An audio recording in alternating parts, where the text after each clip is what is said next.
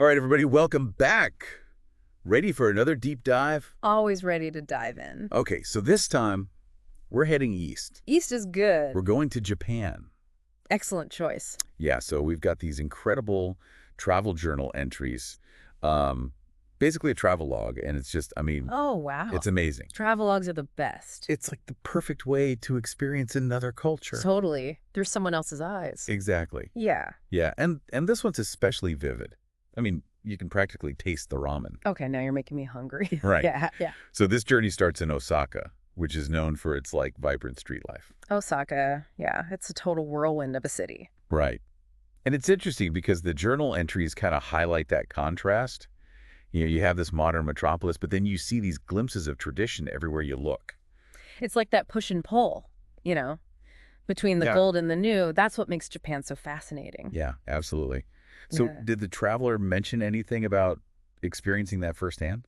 Oh, yeah, definitely. Like, there's this one entry where they're talking about walking through the city and they see this traditional tea ceremony happening, but it's in this super modern cafe. Whoa. Yeah, it's that kind of juxtaposition, you know? Yeah. And then they talk about these little shops where the shopkeepers take so much care in displaying their goods, even if it's just, Like street food or something. exactly. Right. And it's like that attention to detail, that respect for tradition, it just permeates everything. That's so cool. And speaking of food, Oh, yes. the food, because there was a lot of talk about food in these entries. I mean, how can you go to Japan and not Oh, but sure. dive into the cuisine? Exactly. So they went to Ichiran Ramen, this famous spot for tonkotsu ramen. Oh, man. Ichiran. You've been. Yeah, it's an experience. You order from a vending machine and then you eat in these little individual booths. Yeah, it's like you're in your own little ramen world. Totally. And the ramen itself is like next level. So good. So good. And then they also tried okonomiyaki Ah, okonomiyaki. at a place called Okaru. Okaru is legendary. So for those who don't know, what is okonomiyaki? So it's kind of like a savory pancake. It's got cabbage batter, sometimes noodles, meat, seafood, all kinds of goodies, and they cook it on a griddle right in front of you. And Okaru is known for their, authentic version of it. Oh, yeah, they've been perfecting their recipe for generations. It's the real deal. Wow, okay, so after all that delicious food in Osaka, Buckle up. yeah, the traveler heads to Koyasan, which is totally different vibe. night and day. It's this mountaintop town that's totally steeped in Buddhist tradition. like you're stepping into another world. And get this, they stayed overnight in a Buddhist temple. Whoa. Yeah, so I'm curious, what kind of insights did they get from that experience? Well, it wasn't just like, oh, the temple is beautiful, which it was, but they talk about the Shojin Ryori. Shojin Ryori. Yeah, which are these traditional vegetarian meals. They're designed to be really simple and pure, to nourish the body, but also to cultivate mindfulness. Oh, that makes sense. And they mention these early morning rituals. Oh, yeah, I was going to say there's a whole passage about that. You can practically hear the chanting through their words. Totally, and just that sense of peace and tranquility. It's palpable. Yeah, and then from Koyasan, they go to Kyoto. Kyoto, the ancient capital.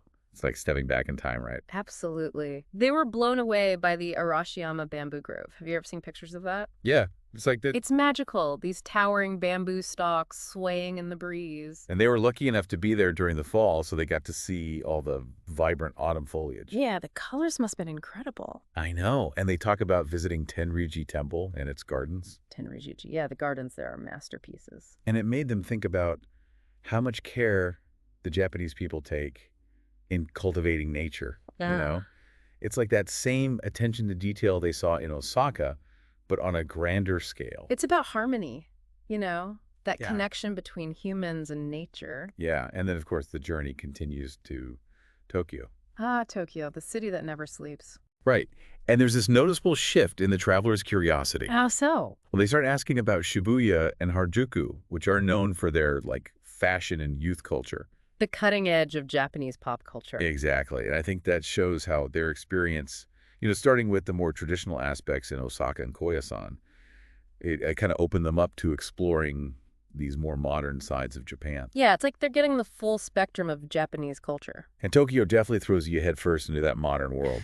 They talk about wanting to check out these quirky themed cafes, the robot cafes and the cat cafes. Oh, yeah, Tokyo's famous for those. And they're fascinated by the neon lights and the technology, even the high-tech toilets. The toilets are an experience in themselves. Right. Yeah. So it's like this amazing journey from ancient temples to robot cafes all in one country. That's Japan for you, a land of contrasts. It is, and that's what really shines through these journal entries, The traveler was constantly encountering the unexpected. And being open to it. Yeah, embracing it. So after hearing about this incredible journey, What stands out to you? yeah, what sparked your curiosity the most? What would you want to experience firsthand?